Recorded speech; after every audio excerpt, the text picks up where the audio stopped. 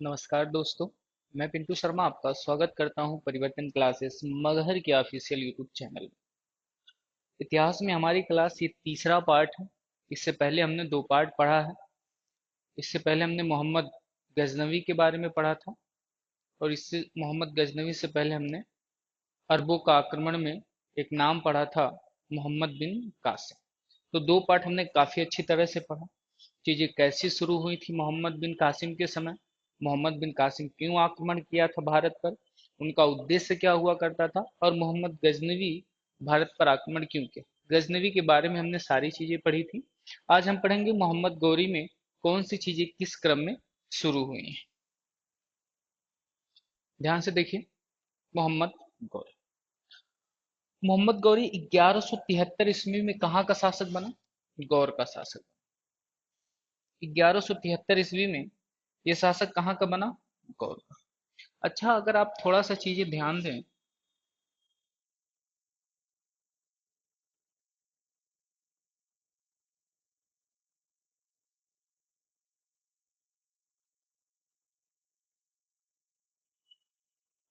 ये भारत का अगर आप मैप समझते हैं तो आप इस चीज को समझिए। यहाँ मुल्तान हुआ करता था, मुल्तान, मुल्तान। और यहाँ एक प्रदेश हुआ करता था जिसका नाम था गौर प्रदेश। यहाँ एक प्रदेश हुआ करता था जिसका नाम क्या था? गौर प्रदेश। भारत पर आक्रमण के लिए गौर का जो संस्थापक था गौर प्रदेश का, उसका नाम था कुतुबुद्दीन हसन। संस्थापना कैसे हुई?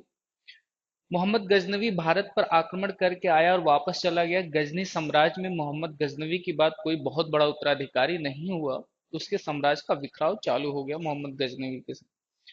हमने वहां पर बताया था कैसे ये आखिरी आक्रमण मोहम्मद गजनवी का 1030 ईस्वी में, ये इसका निधन हुआ था। 1027 इसका आखिरी आक्रमण। इसके निधन के बाद मोहम्मद गजनवी का जब निधन हुआ तो उसके बाद गजनवी साम्राज्य में उसके साम्राज्य को संभालने वाला कोई नहीं बचा। उसी समय के आसपास में आगे चलकर एक समय बाद कुतुबुद्दीन हसन नाम का एक व्यक्ति संसवानी वंश की स्थापना करता है। कुतुबुद्दीन हसन नाम का एक व्यक्ति किस वंश की स्थापना करता है? संसवानी वंश की स्थापना करता है। और संसवानी वंश की स्थापना करने के बाद इस कुतुबुद्दीन हसन के 6 पुत्र थे। उन 6 पुत्रों में एक शासक था मोहम्मद गौरी। और जब मोहम्मद गौरी शासक बना तो उसी संसवानी वंश में एक इलाका पड़ता था गौर, और ये 1173 ईस्वी में गौर का शासक बना। जब ये शासक बना तो उसके बाद इसके अंदर एक जिज्ञासा उठी कि जैसे भारत पर कई सारे आक्रमण किए गए, आक्रमण मोहम्मद गजनवी के समय किए गए, तो अगर आप चीजें समझें कि भारत पर जो आक्रमण किए गए वो कहाँ किए गए, उस समय इस गुजरात के एरिए पर, ये जो गुजरात था, इस गुजरात पर एक वंश शासन कर रहा था, जो वंश था चालुक्य वंश। कौन सा वंश? चालुक्य। चालुक्य वंश में जो शासन कर रहा था उसका नाम था भीमद्युति। चालुक्य वंश में जो शासन कर रहा था उसका नाम क्या था? भीम। इसके बाद बात करें, उसी समय जब ये आक्रमण कर रहा था मोहम्मद गौरी, तो इस इलाके को कन्नौज कहा जाता था। और कन्नौज में जो शासन चल रहा था वो गढ़वाल वंश का शासन। किसका शासन था? गढ़वाल वंश। और गढ़वाल वंश का जो शासक था उसका नाम था जयचंद। जय, उसका नाम क्या था? जय। और बात करें इस राजस्थान के और इस दिल्ली के इलाके में जो शासन चल रहा था वो चल रहा था चौहान वंश का। जो शासन चल रहा था वो किस वंश का चल रहा था? मुख्यतः राजस्थान में चौहान वंश, चौहान या फिर चौहान, या फिर चौहान, वो हिंदी और अंग्रेजी के नाम में थोड़ा सा बदल। चौहान वंश का शासन चल रहा था और शासक थे पृथ्वीराज चौहान। मोहम्मद गौरी शासन बनने के बाद मोहम्मद गौरी का भारत पर जो पहला आक्रमण हुआ वो कब हुआ? 1175 ईस्वी में। कहां पर हुआ? मुल्तान के विरुद्ध हुआ था। मुल्तान कहां पर है? मुल्तान। और मुल्तान में जिसके विरुद्ध हुआ था, उस विरुद्ध में एक जनजाति थी। जनजाति का नाम क्या था? तो जनजाति का नाम था करमाती जनजाति। करमाती जनजाति। मोहम्मद गौरी का भारत पर पहला आक्रमण 1175 में हुआ, करमाती जनजाति के विरुद्ध हुआ था, मुल्तान पर हुआ था। ये भारत क्षेत्र में इस आक्रमण से प्रवेश कर लिया था, पर भारत में एक लंबी जीत दर्ज नहीं कर पाया था। और लंबी जीत दर्ज करने के लिए इसने भारत पर दूसरा आक्रमण किया। और 1178 में, ठीक 3 साल बाद 1178 में, गुजरात पर एक इलाका था पाटन पर आक्रमण किया। कहां पर है? इस जगह आक्रमण किया। और गुजरात का उस समय मैंने बताया आपको शासक कौन था? भीम द्वितीय। जो गुजरात का शासक भीम द्वितीय था, इसने मोहम्मद गौरी को बड़ी बुरी तरह पराजित किया। और बुरी तरह पराजित करने के बाद आप एक चीज ध्यान दीजिएगा, 1178 में पाटन पर, गुजरात पर आक्रमण किया। और गुजरात का शासक कौन था? भीम द्वितीय। भीम द्वितीय को याद रखेंगे मूलराज द्वितीय भी कहा जाता था। और भीम द्वितीय ने मोहम्मद गौरी को बुरी तरह पराजित किया। और मोहम्मद गौरी जब हारा था, तो भीम द्वितीय या मूलराज द्वितीय के साथ उनकी एक मदद करने वाली थी नायिका देवी। नायिका देवी ने 1178 ईस्वी में जब मोहम्मद गौरी को भीमदूती ने पराजित किया था, तब मदद की थी। इसके अलावा हम ध्यान दें, मोहम्मद गौरी पराजित होने के बाद आगे चलकर आप एक चीज समझिएगा, पॉइंट अगला क्या है? मोहम्मद गौरी का दूसरा नाम मोहम्मद बिन कासिम नहीं, ये नहीं है।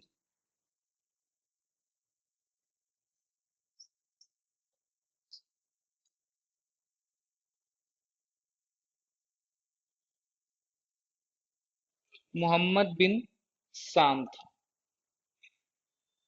इसका दूसरा नाम मोहम्मद बिन साम था। इसके बाद आगे चला जाए, ये इसके युद्ध का कालखंड है कि मोहम्मद गौरी कब कब युद्ध किया। मैं आपको सारी चीजें बताता हूँ। जब भीमदूती ने मोहम्मद गौरी को बुरी तरह पराजित किया, और पराजित होने के बाद मोहम्मद गौरी भारत पर आक्रमण करने के लिए जो दोबारा योजना बनाया था, वो योजना किस हिसाब से बनाया था और क्यों बनाया था, इसे थोड़ा सा समझा जाए।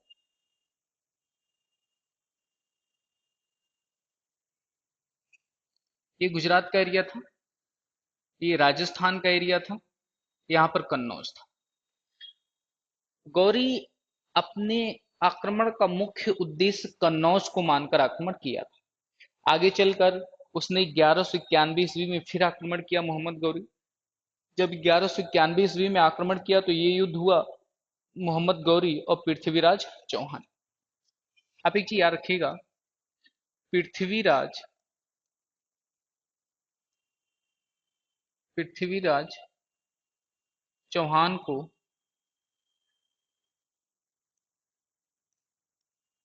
पृथ्वीराज तृतीय भी कहते हैं। पृथ्वीराज चौहान को क्या बोलते हैं? पृथ्वीराज तृतीय भी कहते हैं। ये याद रखिएगा, पेपर में कई बार पूछा गया। इस युद्ध का नतीजा ये निकला था कि पृथ्वीराज चौहान इस युद्ध में जीते थे और मोहम्मद गौरी फिर आ रहा था। जब मोहम्मद गौरी हार कर वापस गया, तो ये दोबारा योजना बना रहा था कि भारत पर कब आक्रमण किया जाए। और इस बीच पृथ्वीराज चौहान निश्चिंत हो गए थे कि भारत पर अब दोबारा आक्रमण किसका नहीं होगा? गौरी का नहीं होगा। आक्रमण के बाद जब ये वापस गया, तो गौरी वापस जब आक्रमण करने की योजना बता रहा था, तो उस समय जयचंद जो कन्नौज के शासक थे, उस जयचंद थोड़ा सा मतभेद होने के कारण, किससे? पृथ्वीराज चौहान से मतभेद होने के कारण वो उनकी दोबारा मदद करने में असफल थे। जब आक्रमण कब किया? 1192 ईस्वी में। किसने? मोहम्मद गौरी। और ये दोनों आक्रमण तराइन के प्रथम युद्ध और तराइन के द्वितीय युद्ध के नाम से बहुत फेमस है। 1192 ईस्वी में जब तराइन का द्वितीय युद्ध हुआ, और इस युद्ध में पृथ्वीराज चौहान मोहम्मद गौरी से जब लड़े, तो पूरी तरह पृथ्वीराज चौहान हार गए। और जीता कौन? मोहम्मद गौरी। जब मोहम्मद गौरी जीता था, तो याद रखिएगा, एक प्रश्न एग्जाम में खूब बनता है कि मुस्लिम सत्ता की स्थापना मोहम्मद गौरी ने किस युद्ध के बाद की थी?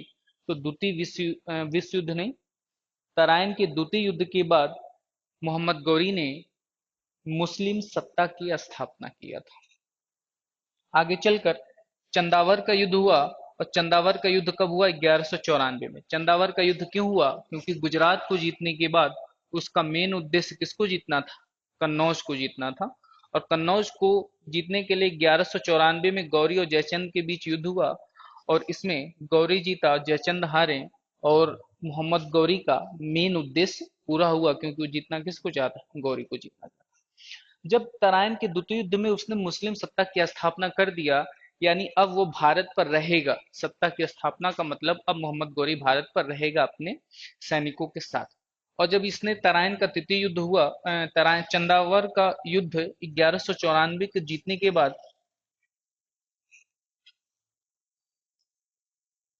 बात समझिए।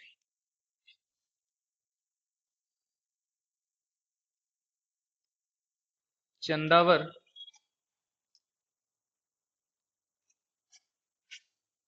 चंदावर का युद्ध जीतने के बाद जीतने के बाद गौरी ने गौरी ने देवी लक्ष्मी के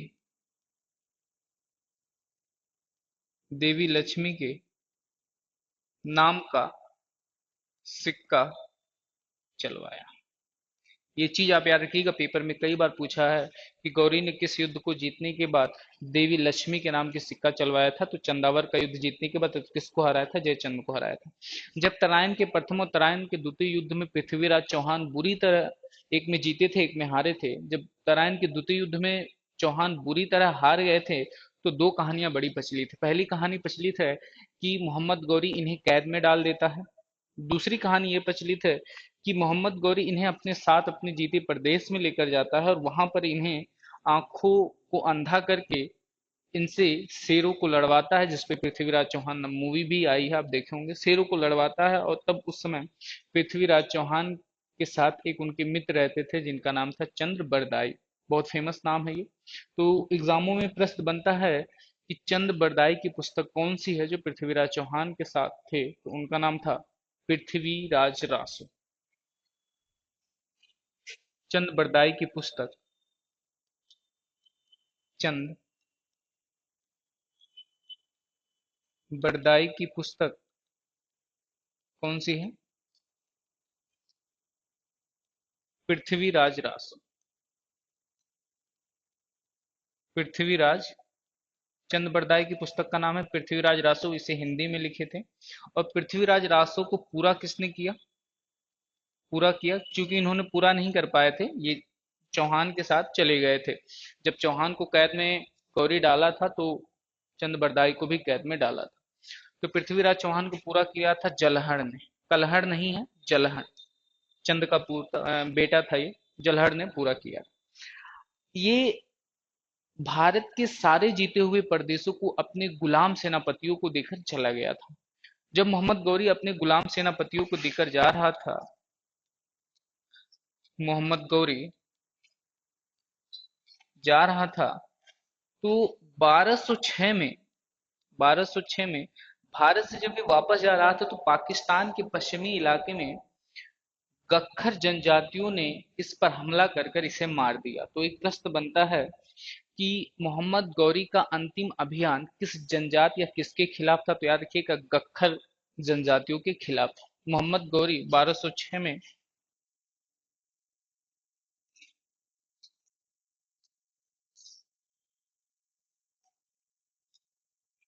मोहम्मद गौरी अंतिम अभियान अंतिम अभियान अंतिम अभियान किसके?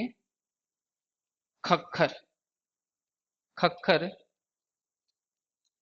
जनजाति के साथ हुआ। खक्खर जनजाति के साथ हुआ। 1206 में इसी जनजाति के साथ युद्ध में ये मारा गया। जब ये अपने सारे जीते हुए प्रदेशों को भारत में, जैसे इसने राजस्थान को जीता, कन्नौज को जीता, और भी दिल्ली के कुछ क्षेत्रों को जीता, तो कई सारे क्षेत्रों को जीतने के बाद जीते हुए इलाकों को इसने क्या किया? अपने गुलाम सेनापतियों को देकर ये चला गया। जब ये गुलाम सेनापतियों को देकर चला गया, तो इसके गुलाम सेनापतियों में एक नाम आता है यालदौज, कुबाचा, ऐबक और बख्तियार खिलजी। ऐबक से एक प्रश्न बनता है कि मोहम्मद गौरी ने किसे एकता प्रदान किया था? तो मोहम्मद गौरी ने ऐबक को इक्ता इक्ता प्रदान किया था। और गौरी का सबसे योग्य अगर कोई गुलाम था तो वो कौन था? ऐबक था। इक्ता प्रदान करने का मतलब ये हुआ कि किसी एक जगह का उसे शासक बना देना है, किसी एक जगह की उसकी जिम्मेदारी दे देना। और बख्तियार खिलजी के बारे में थोड़ा सा आप याद रखेंगे, ये 1200 से 1205 तक इसने क्या किया? बंगाल और बिहार पर जीत हासिल। बंगाल और बिहार को जीता। अच्छा, जब इसने बिहार को जीता तो नालंदा विश्वविद्यालय, नालंदा विश्वविद्यालय, एक विद्यालय विक्रमशिला विश्वविद्यालय, विक्रमशिला